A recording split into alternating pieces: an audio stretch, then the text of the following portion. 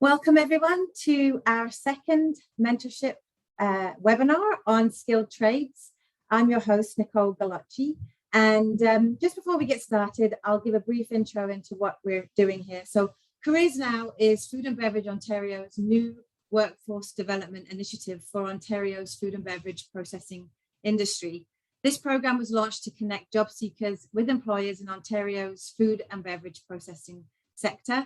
And we are essentially making job seeker and employer connections with activities like this, the mentorship sessions, as well as job fairs.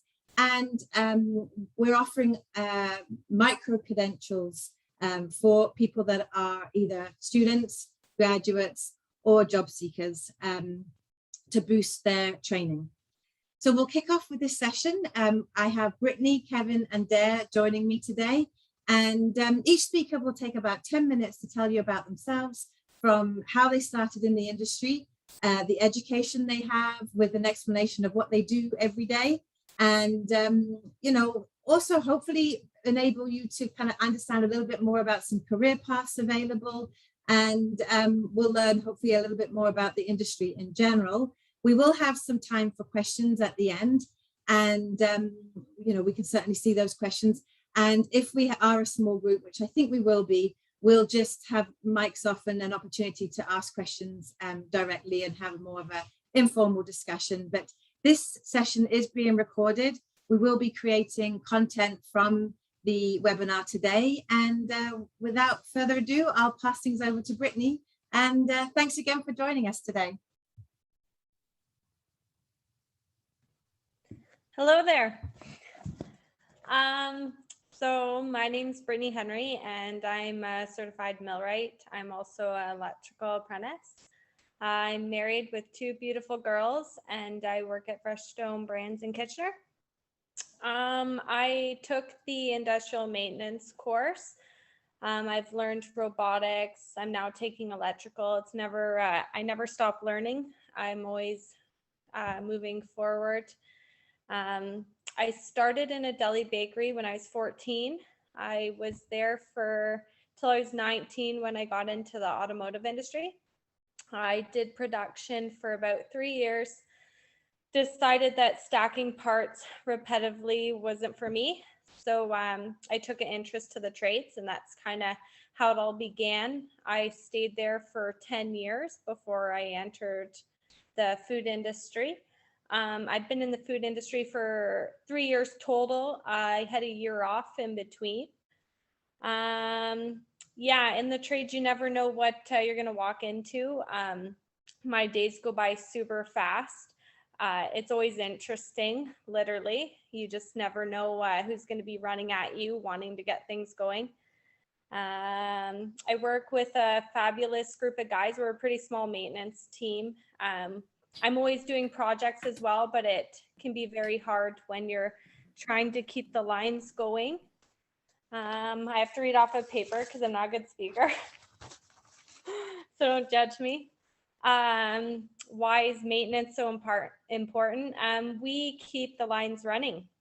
And if the lines aren't running, everybody's twiddling their fingers. So we have to make sure that everything is continual.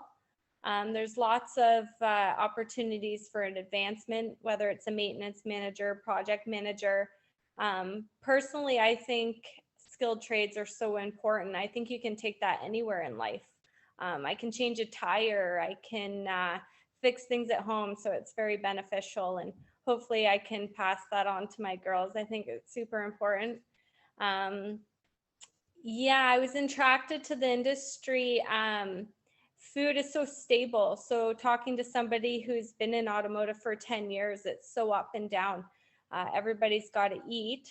So that kind of, my husband's also in the automotive industry. So we just didn't want to put all our eggs in one basket kind of thing. And it's a totally different world. I'm learning a lot still, different pace, that sort of thing. Advice for anybody who wants to enter the food industry, just do it. Just get in there, right? There's only one way to find out. The industry as a whole, it's just it's just a different world. And I find a lot of these companies are growing, and you have a really good opportunity to grow with them. So that's my story, kind of. I hope I didn't rush to that too quickly. What's your education again? Can you cover that piece again, like how you started or where you even found out? Yeah. So I quit. So I couldn't get an apprenticeship. So I quit my job and decided that I was going to do the industrial maintenance mechanic program. And it was a year program. So I worked part-time while doing that. And then I started an apprenticeship, finished that.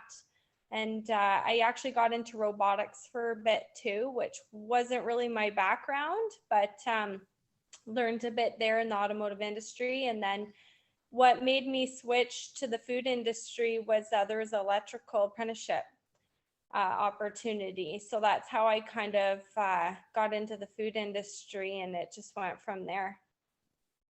I mean, it's a great opportunity to have you speak. You kind of touched on it, that you work with a great group of guys. It's often a skilled trades. I think often it's one where it's a male dominated area. I think that's changing. I certainly think hearing from people like yourself is essential. Do you see yourself any barriers? Like, why are there barriers in terms of whether it's a male or female dominated? Have you come across anything where you're like, well, I kind of get why women don't do this so much? Obviously, physically, there's jobs that are tougher for me than other people.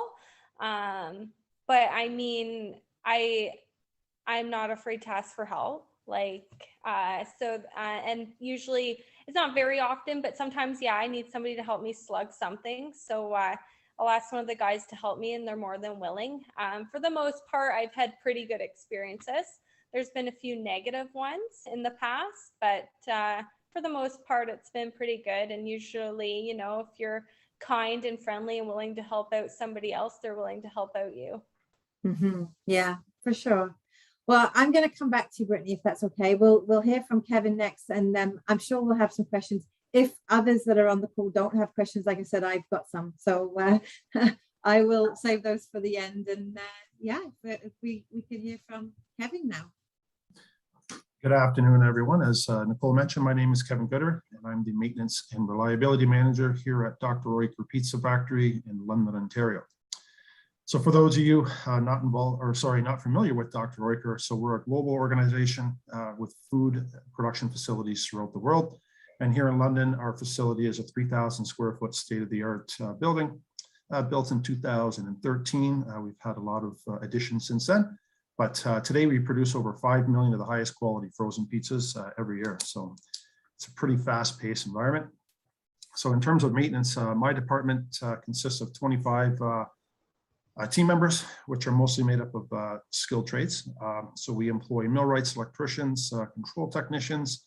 And what's really interesting about here is we have a lot of refrigeration, as you can imagine.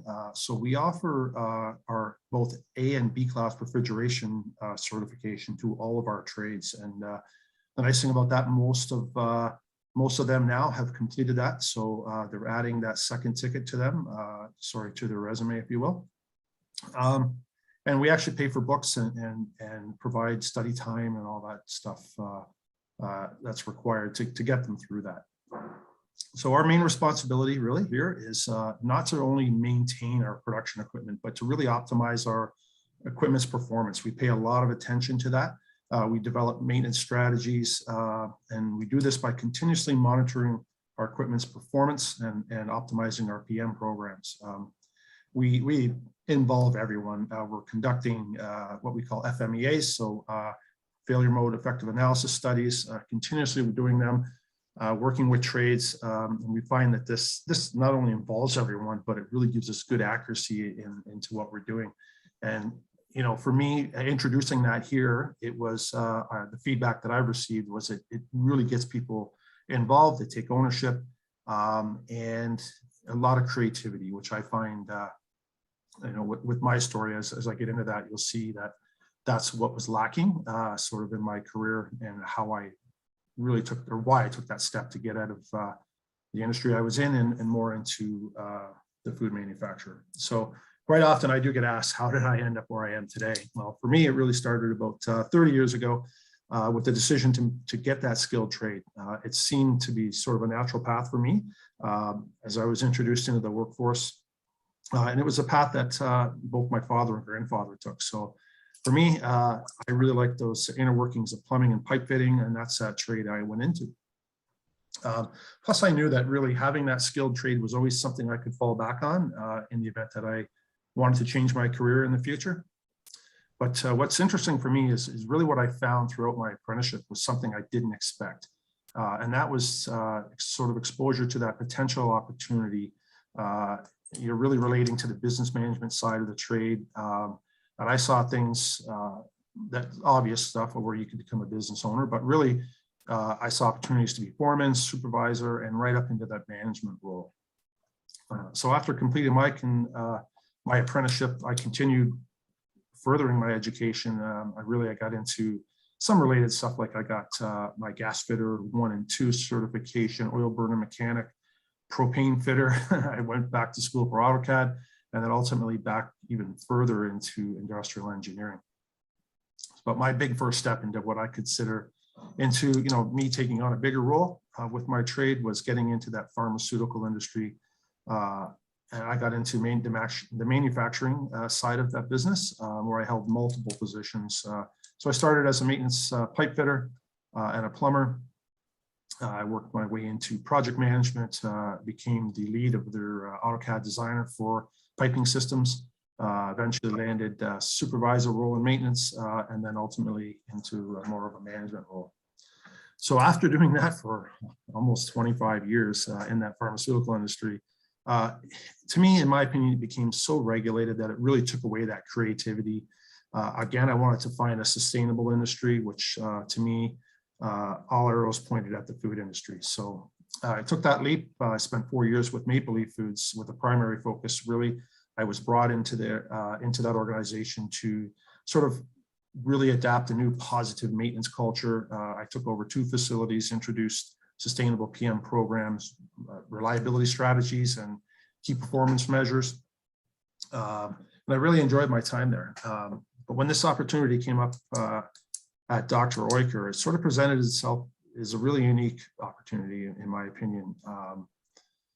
I got to work at one of the most advanced factories, if you will, in the world.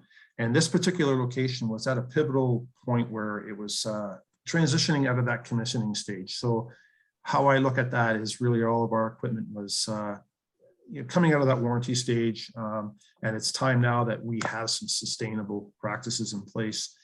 So that's really what I was brought in here to do.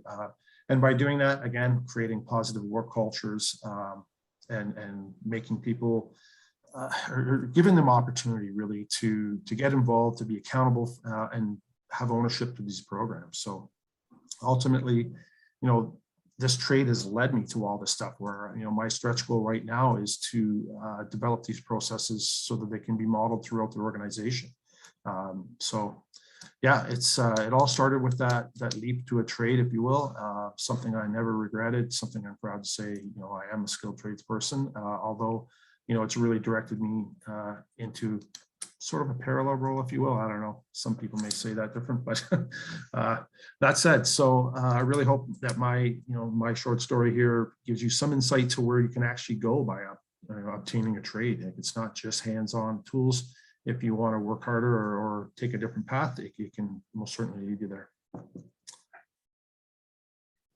That's awesome. I have literally been writing questions as you were speaking, but I think what I'll do is go to Dare and then ask questions to all of you, and then you can also give your opinions and your expertise on them at the end. So that's awesome.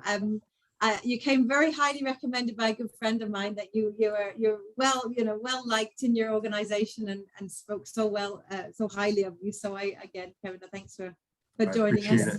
Appreciate the kind words too. Thanks. And Dare, over to you. Hi, everybody. My name is Dare. I'm a married father of 3. I work at Grupo Bimbo Bakeries.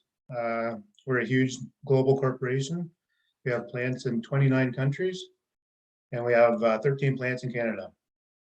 How I came to Bimbo is I worked at Honda, and then I was laid off due to the economic downturn. I was laid off from Honda, and I had a friend who worked at what was then Maple Leaf Frozen Bakeries at the time. He was able to get me in, but I had to prove myself, of course, as I didn't have any licenses, and of course I had to prove myself. So over the course of, I guess it was maybe 2 years, the manager came to me and said, if you can get your millwright license, we'll bring you, we'll pay you like mechanic wages instead of, helper wage. I said, okay, great, I'll study. I passed that millwright test and was moved up to maintenance mechanic. And shortly after then, maybe 2012, they asked me if I wanted to do my electrical apprenticeship. I said, great, sure, let's go. I'll do that. Yeah, no problem. So over the course of 5 years, I did my industrial electrician program and apprenticeship. I passed, obviously. So, which brings me today. I enjoy working in the food industry because it's very stable. It's something new every day. There's always a new challenge. There's a little bit of pressure because if a breakdown, you got the hot breath of management on your neck. But yeah. So I would suggest anybody that wanted to pursue a job in the food industry to just go for it and yeah. Like I said, it's a great stable industry to be into, and yeah. Sorry, it was kind of short. No, that's all right. I'm curious, like in terms of the industry in general, what would you say are the biggest misconceptions? I mean, I used to recruit 10 years prior to starting Food Grads and getting to know the CareersNow team. And one of the things that always surprised me when I would interview people was they would say I zigged and I zagged and I ended up in food, and it wasn't really intentional. It was always kind of like I started out in one direction and ended up in another. And I guess there, while your mic's off, what would you say is the biggest misconception that you think people might have about working in the food industry? Biggest misconception I would say would probably be, well, really point misconception. A lot of people, when I say I'm in the food industry, they say, okay, well, you must have to follow a lot of rules. You must have, like, it must be really rigid there. And yes, there are rules, and yes, you do have to follow the rules to make a food safe product. And yeah, so usually what they say, that's what they say. Oh, it must be hard to work there because you have all these rules you have to follow. But in reality, wherever you're going to work, you're going to have rules. And at the end of the day, you want to make a safe product for the customer, right? And do you get perks with the products? Do you get to? Do I get to sample the products? They do set products out for us to take home. We're allowed to take some product home, yes, for trial. Nice. And I was going to take that over to Kevin. I honestly believe my two sons keep Dr. Oetker in business because it's like the thing that they can make. In terms of a frozen pizza is like a go-to thing in our house. Like there's nothing else to eat. So sure. I was going to ask you the same thing, in terms of misconceptions, what would you say, if you're with friends or people that don't really know about the industry, what would you say that you think is the biggest misconception that they don't get? They just don't understand where you go every day and what you do. Yeah, I think it's probably the regulatory side of things, right? Where, again, to Dare's point, we all follow rules, be it health and safety rules, they apply here. And there's some high standards for us. I mean, coming out of the pharmaceutical industry for almost 25 years, I can tell you that it's very parallel here, right? It's a little less regulated, where we allow some creativity, I think, still in our industry, but at the same time, there are a lot of rules to follow, but they're not difficult. Again, it's like we're producing food that our families will eat, ultimately everyone in the world, with Dr. Oetker being global for sure. It's just that misconception where you can't do anything, or I don't know, I really don't get it. I think once people arrive here, they see the process, and they take some responsibility. It's just a natural fit for them. But again, a bit of a misconception, but I think at the same time, yeah, for sure, there is a lot of rules, and I think we're all glad that they're there. Yeah, keeps us safe, right? Keeps us Yeah, healthy. sure. In terms of the actual facility, you've obviously worked in the industry a long time, and you've got someone like Brittany that's just coming in. Essentially, what would you say has changed the most? I mean, I want to go to Brittany again in a minute just to talk about the robotics that she mentioned and automation, because I think that is a way to capture the interest of young people. I think, a big thing is that creating the creativity for me. I've been able to retain a lot of good trades by creating opportunity, creating creative moments. I always, look at it from our engineering team, like we want the first right of refusal in terms of taking on some projects, just to get out of that regular rhythm, right? So here we're running 16 hours a day, and then we have an 8-hour maintenance window. It's quite standard in our industry, but instead of just coming in and doing those same mundane tasks all the time, I find, the expectations are different now for our tradespeople, where they're getting involved in studying the performance of the equipment, the PM programs. I actually have 3 teams right now that are paired up with production people. They are working as units, looking at key pieces of equipment. It's part of their job, right? At the same time, they're learning some of those advanced skills as well, right? But they're continuously optimizing programs, and they're given opportunity. And I've always said, if we don't create those opportunities, people that want to develop people will go out and find them elsewhere. So we want to make sure they're always at our forefront and always available in our organization.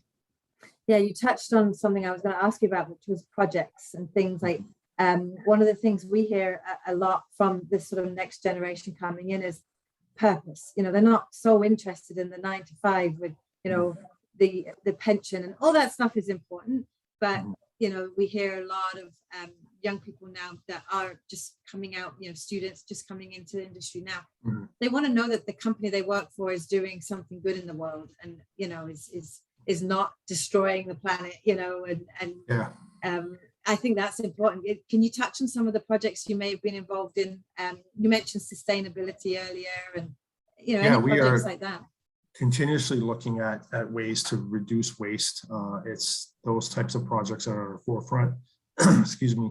We're looking at right now, solar options. I believe our target is around 15% innovation all the time. So everything we do, we're looking at ways to do it better, more efficient, but and we assess the impact on our planet continuously.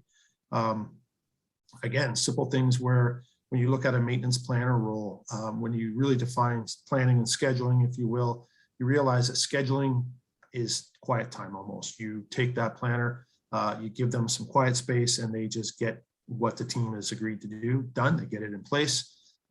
Why are we driving all the way to work to do that, right? Less impact on the planet. Stay home, do that, have your quiet time, get your commitments done, we move on, right? So I think just having that mindset to challenge those traditional ways, that's what's going to keep people knowing there's opportunities to grow, and that we're always looking out for our planet. And that's important. I mean, I have children, and I'm going to have grandchildren soon, and I want this place to be just as nice as it was when I got here, for sure, or nicer. Yeah, absolutely. Brittany or Dad, do you have anything to add there with your companies, what they might be doing to save the planet? I know unfortunately, a lot of the food goes right to the garbage. So I know that they're trying to fix that and hopefully start a composting program. The company I work for, Freshstone, it's really old, so we don't have a lot of space. So space is kind of our enemy right now too, but we're definitely trying to make it a better place. I know that's something I hold true to my heart, just like Kevin said, I got children, so we're always trying to improve. Yeah, I think companies definitely have to show that, whether it's through their branding, their website, again, to attract the next generation. Otherwise, there's that, well, I'm not hiring anyone. What's wrong with my company versus why is this company attracting, more of the next generation? And I think that it's little tweaks like that if you can just speak to some projects that you're involved in, it just piques their interest. So yeah, and while I have you unmuted, in terms of automation, and you mentioned robotics, could you elaborate a little bit on that, what you see? So the robotics end was more in automotive, but so the company I work for right now, it was such a huge transition, like so simple compared to what I was used to, but it's all experience, right? And I will bring that with me because there's so many areas that we can improve on, right? Mm-hmm. And the company I'm with now is growing, so I'm able to kind of participate in some of the big projects that are coming and bring those ideas forward. It's just amazing what you can do. Technology, you can do anything. Yeah. Dare, would you have anything to add that your organization is involved in? Yeah, absolutely. My corporation, like corporation-wide, is trying to reduce their carbon footprint. And our facility ourselves is trying to reduce waste and, improve our hydro consumption, our lighting, and all this stuff. So we're trying to make, we're trying to continually improve, just to get things in a better place and reduce the waste, because like Brittany, a lot of our waste just goes directly to the garbage because there's nothing really we can do with it, right? Mm-hmm. From the automation side, we just put some new robots in, some pick and place robots. So I'd finished some training on that, and I know that's going to be a new challenge for us too, to keep the robots running. But that's interesting you mentioned the robots, because you hear a lot of people saying, when they're adding more robots in not just the food industry, but other industries as well, and it's going to replace people. And I think, in your seats, you must be like quite content with the robotics coming in, because somebody has to fix them. They don't. Well, they have fix to be themselves. maintained and programmed for sure, and they have to be looked after. But yeah, I and to have don't that know. technical. Sorry, I don't know how it ends up on the production side, but I know on the maintenance side, I know we're pretty safe. So yeah, absolutely. I think we had a question coming in from someone, I didn't catch the name, but it was around transferable skills. If you don't have experience in the food industry, what would you say were like, I don't know, 2 or 3 transferable skills that you think you need? So even if you came from a different industry, and maybe Dare, you want to go first as you're on the screen with me. yeah, sure. Transferable skills, problem solving, mathematics, and some physics. You need to have be able to think about the problem, how to solve the problem in a quick manner, in the correct way. So if you work in the auto industry and you have some experience with problem solving, I think a maintenance field would be a good place for you to work. I would say if you're good at taking things apart and putting things back together, and it works after you put it back together, that's also an aptitude for this kind of role. That's true. Yes. Yeah, that's true. You got to remember how you put it. You got to remember how you put it back together after you take it apart. Exactly. Would you agree with those transferable skills? Did you have some more that you'd add? Yeah, 100%. I mean, to me, it's generally people have when you have that skill set, what's important to me is that positive attitude. Like if you have, the foundation of the trade, if you will, I think you can honestly go anywhere. I've seen people transition from pharma to auto to food, back and forth. Really, it comes down to the individual. If you want to make it happen, you want to be a part of a growing team, you want to be innovative, all that wonderful stuff, have a positive attitude, and take ownership to that, and the great things can certainly happen for sure. It's interesting that you mentioned, I think Dare mentioned pharmaceutical industry. That was a question that I used to get asked a lot around, what's transferable. And also when I was recruiting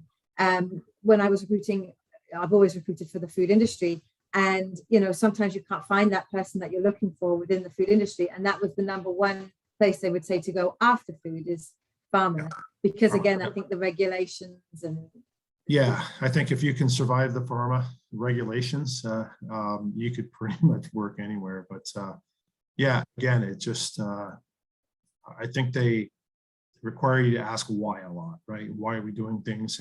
And so you're always looking, you're always very high levels of safety thoughts have to be into everything you do. The industry I worked in pharma was more of the industrial side, where we come out of R&D, a lot of risk, same thing. So we don't want people taking risks. It's also, it's a risky environment already. And to transfer that into the food industry, it's the same thing, right? Cleanliness, we don't want to be taking risks at all, ever. And being very transparent as well, right? I mean, that's very important. It's okay, we find it, fix it, forget it kind of thing. We would rather know up front so it doesn't make it out to our customers, ultimately creating, an unsafe situation kind of thing, right? So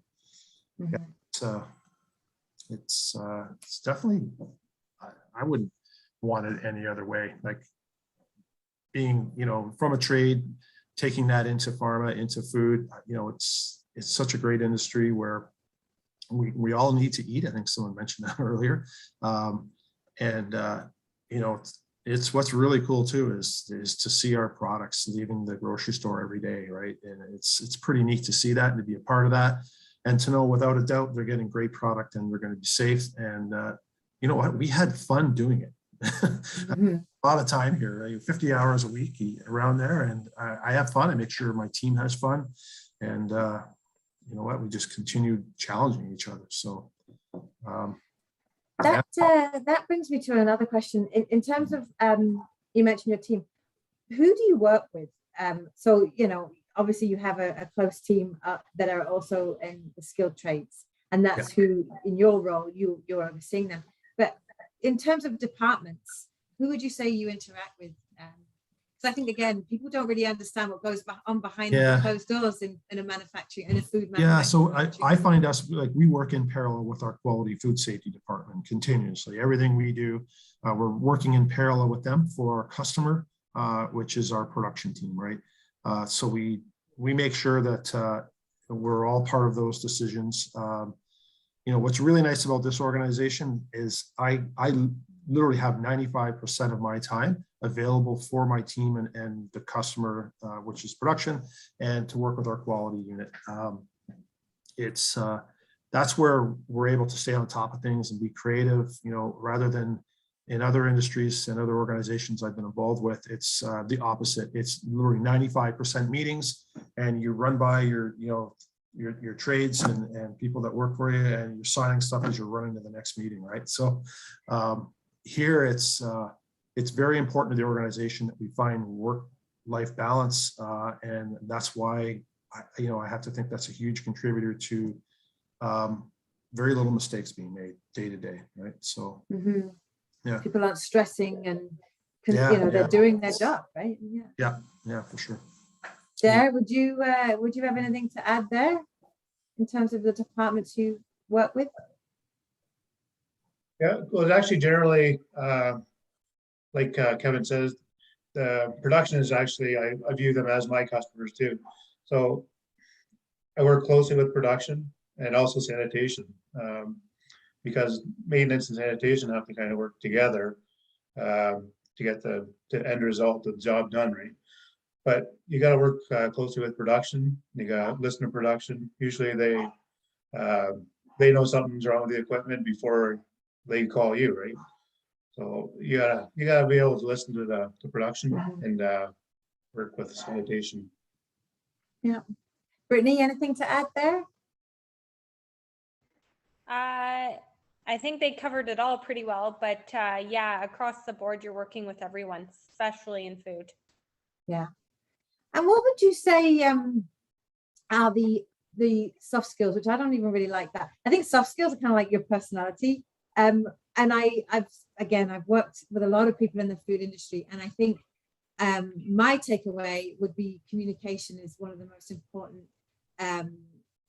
skills, like an effective communicator in the food industry, just from the feedback that I've heard. You know, if you need to stop the line, if you're in QA, you need to stop the line, and you've got to answer to production, and I won't have all these terms perfect because I don't actually work in the facility, but this is why you're on this webinar. But it's key to have, I think, great communication skills so you don't upset people, but you're also able to do your job effectively. Would you agree with that? And do you have any other soft skills that you think are key for your role?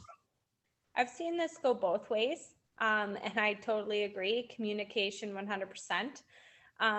Everybody needs to be on the same page, right? Otherwise, you have disorganization and people getting peed off, right? So no, 100% communication is so important.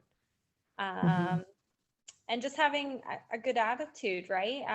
You know, we all have our good days and bad days, but we all try to get along.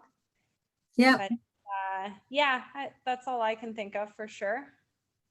Kevin, do you have anything to add there? Soft skills, you know, key soft skills. You know, I know that, you know, certainly students are told at, you know, college before they go out, you got to work on your soft skills, and it's like a buzzword now.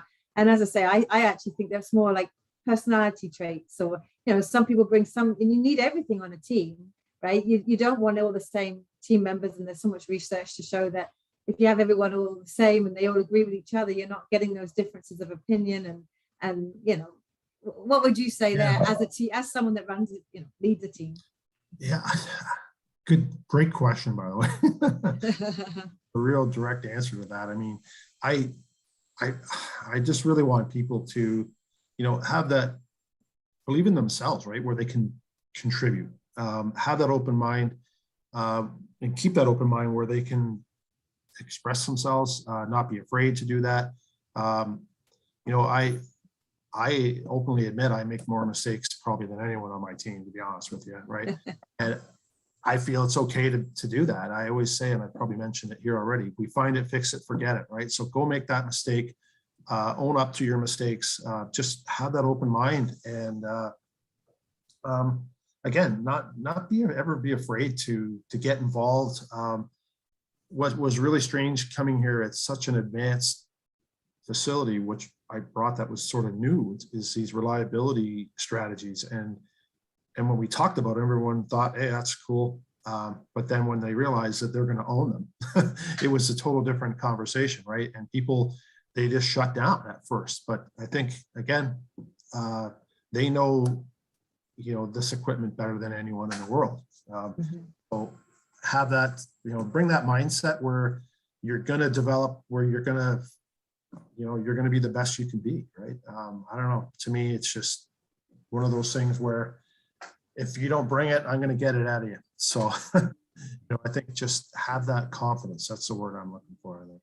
Yeah. Well, and I think it takes a good manager to bring that out in people.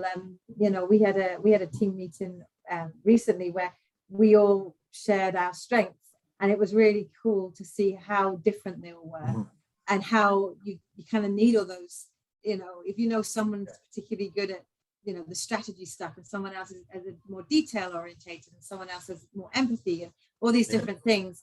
That's what makes a team, right? As opposed to everyone, you know, being similar. So yeah, I mean, what's well, even today, coming into work after a long weekend, one of the first things I opened up was my emails, obviously, as everyone does. And the neatest thing I ever found, or the neatest thing I found to date, was I had one of my millwrights had emailed me over the long weekend, and I was working on a failure analysis program. That's what he was doing on his Thanksgiving weekend, right? So is that engaged? I thought that was just super cool to know that, you know, they want to succeed, right? And that's that environment we're creating. And, you know, someone said to me, I don't know, 30 years ago, if you don't feel 100%, how could you give 100%, right? So if we create that environment, and this is what you get. You get emails on Tuesday.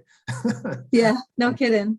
Yeah, from people that are working from home, just on little projects, right? So it's really cool to see the ownership in that, right? So, and ultimately, I think I'd have to think that that person's family life is going to be better because they enjoy their work, right? Maybe not because they're working on Thanksgiving. But, they're escaping from the family. Oh, I have Yeah. to work, they're Yeah. leaving the turkey dinner to leave, Yeah, the that's pretty in-laws. cool. Yeah, so that's, I think the world's changing. If we don't change, there's no just grab your toolbox and go and then put your work orders in your slot when you're done and go home. I mean, now it's iPads, we're communicating through iPads. That's our next thing that we're implementing now is like maintenance mobility, right? Where someone like Brittany, who's working on the line as a millwright, I believe, or electrician, you can watch videos on how to fix or troubleshoot what you're working on, right? You communicate with the trade on the other side of the plant. You can communicate with me. You can check your parts, making sure that stuff's in stock when you need it, right? You communicate with the planner, supervisor, all that's available to us. And, when we leave work, we're grabbing our mobile devices anyway. So let's bring it into the workplace and have a lot of fun doing that. And again, our trades, they're going to decide what that looks like, not me, right? Yeah.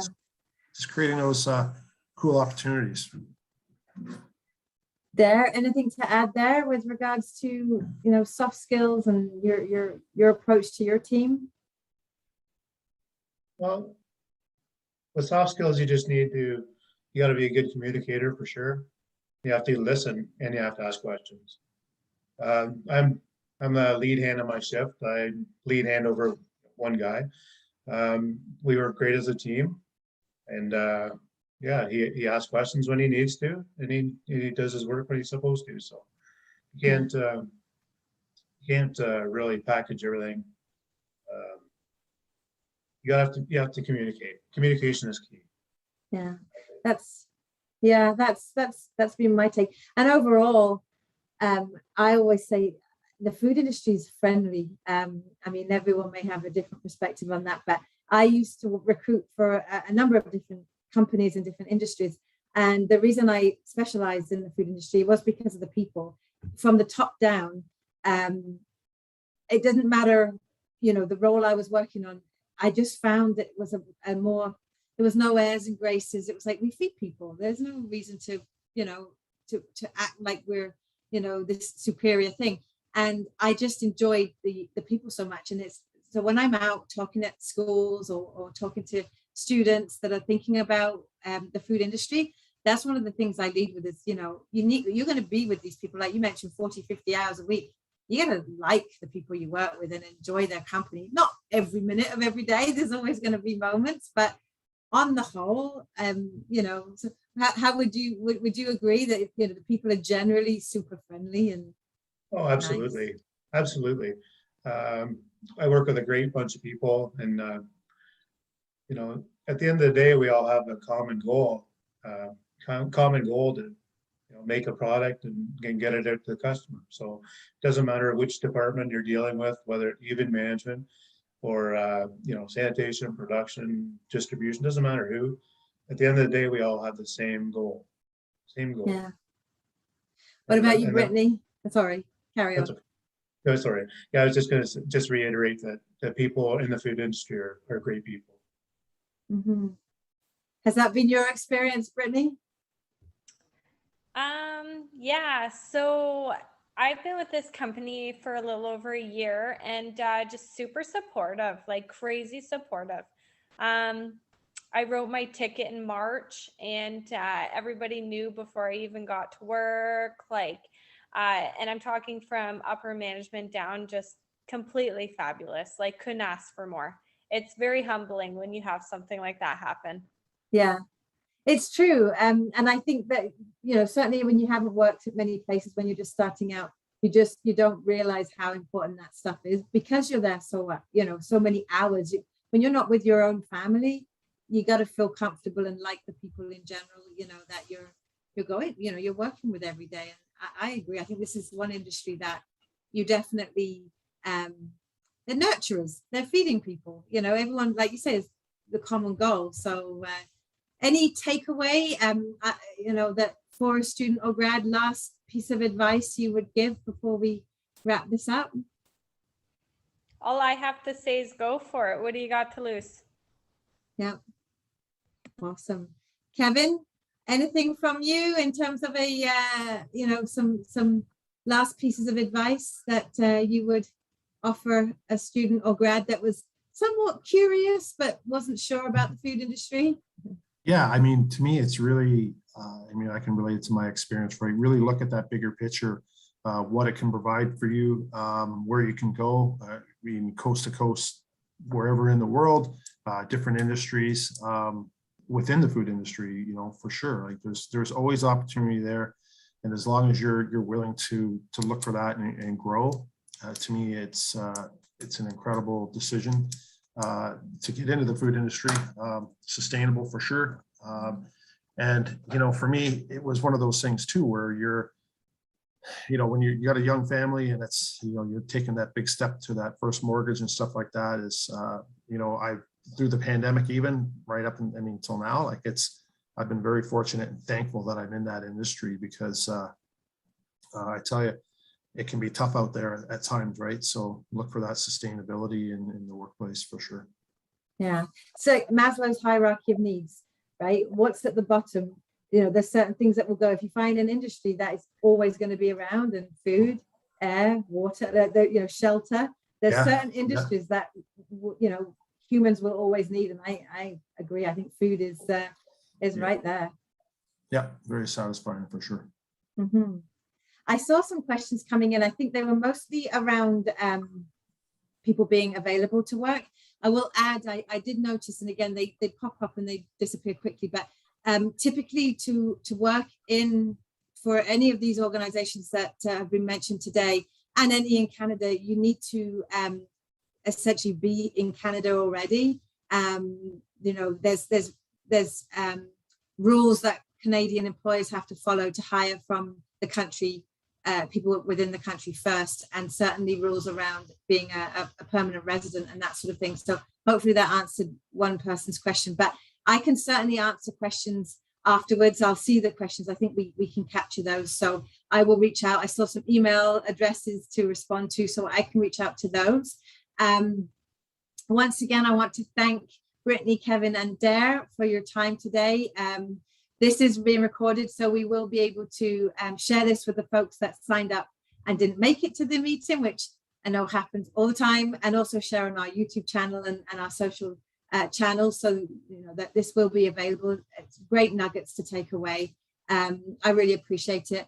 I'm just going to mention the job seeker portal that job seekers can access the mentorship sessions, access the micro credentials, as well as the job fairs that we have coming up. The next session is October 19th, and it is on food safety and auditing. So we'll have 3 speakers talking about that. You know, again, same format.